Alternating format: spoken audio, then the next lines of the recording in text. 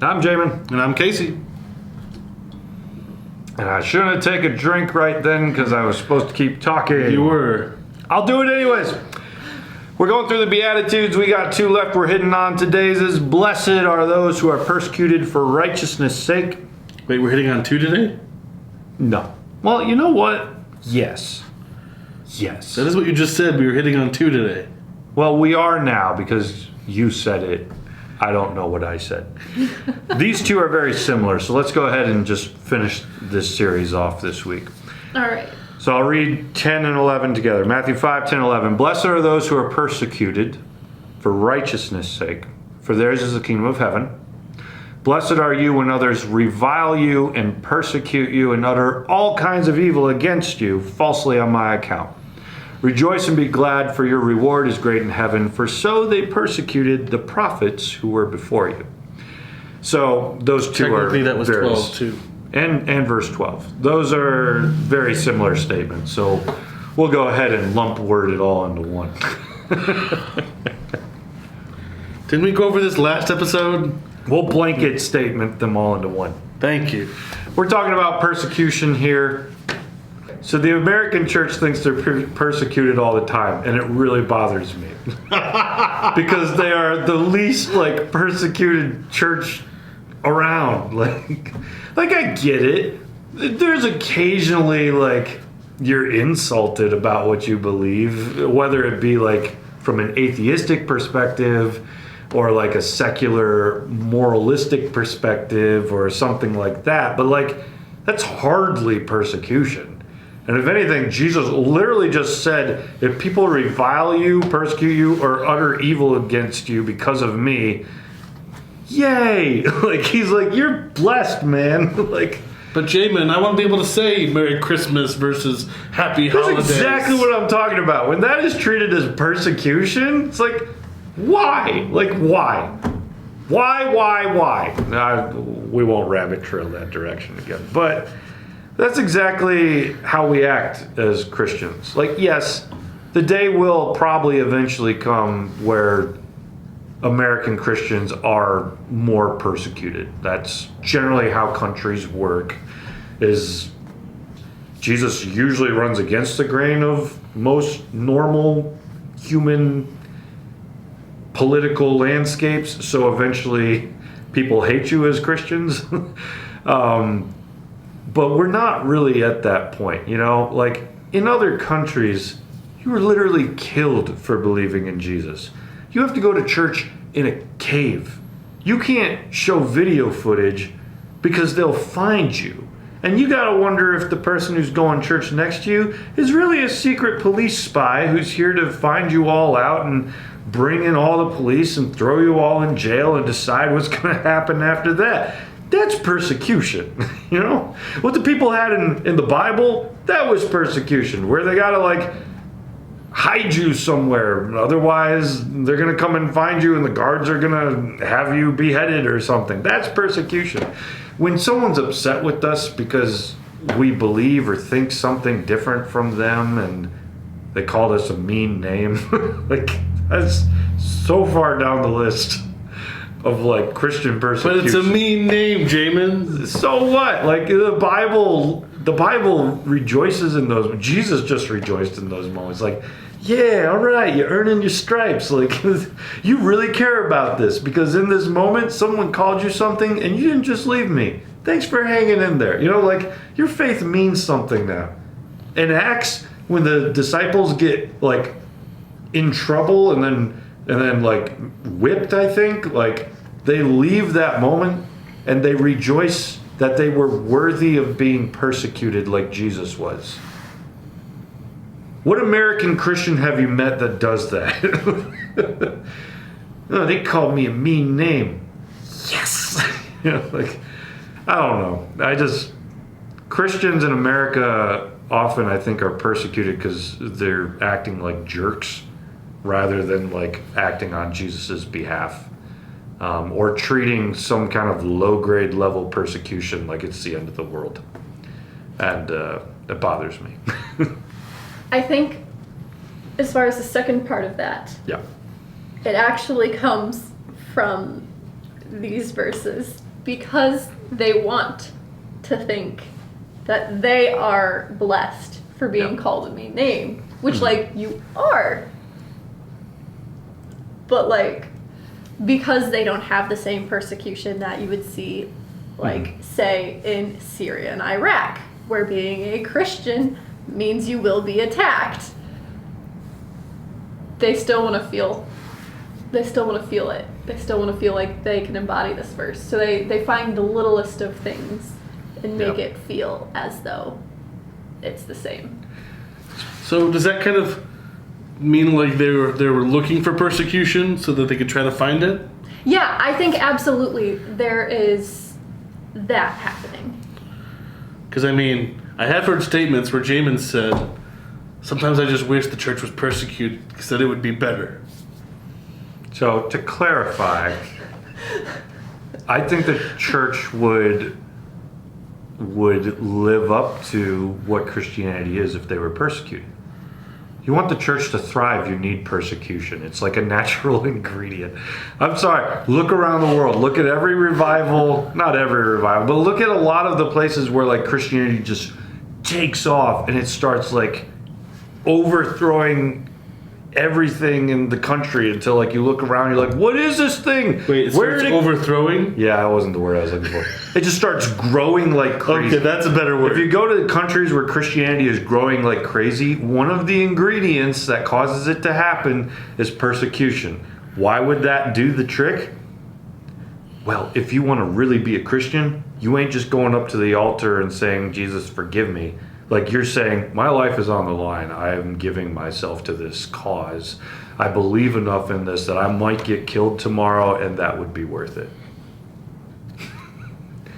Tell me that's not a different kind of Christianity than American Christianity. But I want to say Merry Christmas. That's American Christianity, right? Like, I am hurt. And that's based more out of constitutional morality than it is out of biblical morality, right? Like, oh, you're taking away my freedom of speech. It's like, Jesus didn't tell you you had freedom of speech. Jesus actually expects that you're not going to say certain things if you're following him. Jesus takes away your freedom of speech. Let's just be honest, right? Like, there's some things that I don't say because my God does not allow me to say it. Like, that's just part of this. So like for us, like when we see certain like constitutional things go away, those are usually our gripes. Like, oh, we're so persecuted as Christians. But then you go to the countries where they're actually experiencing persecution, and is one of the biggest ingredients to like, it's like miracle growth. Like if Christianity is like a tiny little sapling in America that's like, it's just so many droughts, we're trying to get up there, it's just so hard. Like go to another country in that same pot. This is our scientific experiment. You take the miracle growth of persecution, you pour it on, it's like, life is really beautiful. I would not have used miracle growth as the catalyst. What's wrong with miracle growth? Because technically miracle growth is not necessary for the church to then grow. It's a catalyst that makes it grow faster. But that's why it's the perfect analogy. Yeah. The church does not need persecution to grow. This plant's still I thought you were growing. saying that, yeah, I thought it needs to grow. No, but if you pour some persecution on it, it's like, and I don't know how miracle growth works. It's probably not like that. It's like Jack and the Beanstalk, okay? You can have normal little sunflower church or persecution Jack and the Beanstalk church. Is that better? I mean, now that you're saying it's not a necessity, it is a catalyst. I'm okay with your original analogy. Okay. But, all right. Okay. But at first I was confused because you made it seem like originally how, you know, if I were to do the analogy, it would have been like soil or sunlight. It was necessary to grow. Right. Whereas then you're actually using it as a catalyst, which then miracle grow works. Okay, fine. Casey's a very like intense analogy scrutinizer, which he forgets the first definition of an analogy is it's never perfect. Well, I was wanting to digest your analogy further. Don't digest miracle growth. It's bad for humans, good for plants. I mean, that's true. Needless to say, I can't even today. when we are persecuted, it sucks. I'm not meaning to downplay that. But the biblical reaction often is like, this is worth it. Look at this. My faith is worth something. Jesus is worth something. Like I'm proving that this matters to me. Like faith that lasts forever is one that's tested. It's not the one that's like, in fact, have you seen people who just like prosperity gospel? Like they accepted Jesus and they were told that now everything will always be perfect. Their bank account's going up. Everything's going to be great. And that's all perfect. And then one day something bad happens. And like, it's like, is God even real? You know, it's like, wow, your faith was not tested at all. Like, if you're willing to follow Jesus so long as like life is good, that's not what I would call faith. Well, what's an analogy that works? Something that's like you really got to beat down in order for it to be stronger. Is that like a sword? Technically muscle. You got to beat down your muscles. So you have to break down the muscle and it comes So when you work out, you're actually like breaking your breaking muscles. the muscles so Okay. that gets more growth. So there you go. There's a good example, right? If you want to be muscular, you have to hurt yourself. Is that what you guys just told me? No, not It's hurt not yourself. entirely wrong, but it's not entirely correct. You have to work to get stronger. Yeah. Okay, all right. And you're going to feel pain along the way. But at the end, you're going to look so good. This episode's getting a little weird. Your strength will be better, even though you felt persecuted by the stupid treadmill along the way, right? At Sure. At the end, you're in a better place. And you might, because you've built all this habit up, be even like stronger to maintain this. Because you are used to what you know what it requires to be a muscular person, right? So, and analogically, as a Christian, people don't like us for something and it breaks us down. It's not a bad thing. That's a Jesus thing. In fact, if you want to be like Jesus, you should expect someone to hate you. And I was told this when I was pastoring. It's like, so I was like, look, if everyone in your church likes you, you're probably not pastoring right. It's like, oh. You know, pastors become pastors because they want to help people, right? Like, we want people to like us. But that's a good point. If everyone likes me, I probably have not provoked anyone like to follow Jesus carefully enough. In fact, you're watching this video right now and you hate me. You know what I have to say to that? Yes! For the kingdom! Anyways, persecution good. Not persecution also good. You know, it's not like we're masochists here. You know, like I just want to be persecuted. You know, like that's not what we're trying to paint at all. And when people aren't hurting you, you know. But what if I wanted miracle growth, Jamin? Well, okay. All right. I mean, those are the times when your faith grows the strongest, right?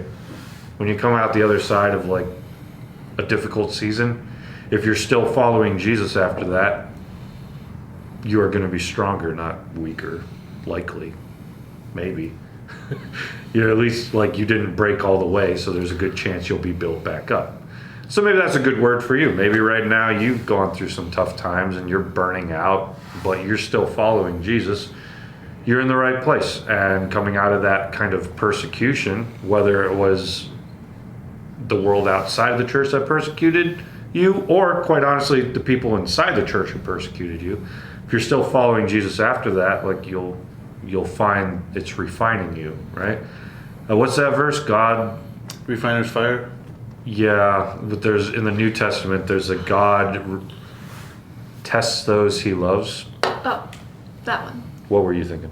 Man sharpens man as iron sharpens iron. James 1, 2 through 4, count it all joy, which is what Jesus just told us too, right? Rejoice, my brothers and sisters, when you meet trials of various kinds, for you know that the testing of your faith produces steadfastness. And let steadfastness have its full effect, that you might be perfect and complete, lacking in nothing. So the biblical portrait is, if you're going to be a Christian, you're going to face some problems. And that's okay, because that's going to make us stronger. And as we get stronger, we'll become that which we need to be to really make our faith real to us. Even 1 Peter 4, 12 through 19, do not be surprised at the fiery trial when it comes upon you to test you as though something strange were happening to you.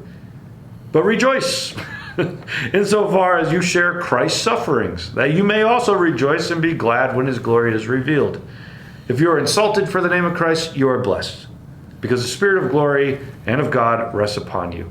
Let none of you suffer as a murderer or a thief or an evildoer or a meddler. In other words, you shouldn't be suffering because you do bad things, right? You also shouldn't be suffering because you're a jerk. Yet if anyone suffers as a Christian, let him not be ashamed, but let him glorify God in that name. I think that's a good point. I always feel like a lot of times in American Christianity, those who are like, oh man, they persecuted me. It's like, yeah, well, you're kind of a jerk right then. It's like, that's not what Jesus was talking about. Like, you're not blessed for being rude to someone. You don't get to be prideful and then say that you're being persecuted. Nor should your reaction to being persecuted be prideful. Like, rejoice like, oh, my faith is worth something. This is so good. If it's like, oh yeah, they were real jerks to me. Well, you know what? I'm going to be in heaven. And them, oh, well, they got something ahead of them. Like, that's not what Jesus was doing, So, like, rejoice and be glad when you're persecuted, but don't be a tool about it. Final words written right above my head. Don't be a tool about it.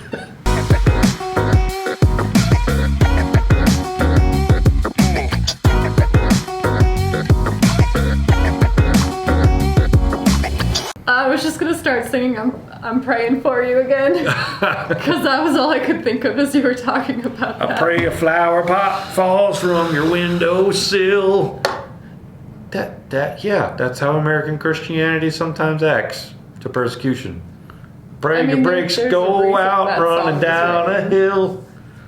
Yeah, I thought it was as a joke, but you're making me nervous. Well, here's the thing. I don't actually know who sings that song, so I can't I can't speak for them, but I have a feeling that it came from a place of truth. Maybe not their own, but they definitely at least saw people acting that way. Yeah. Because I've seen people acting that way.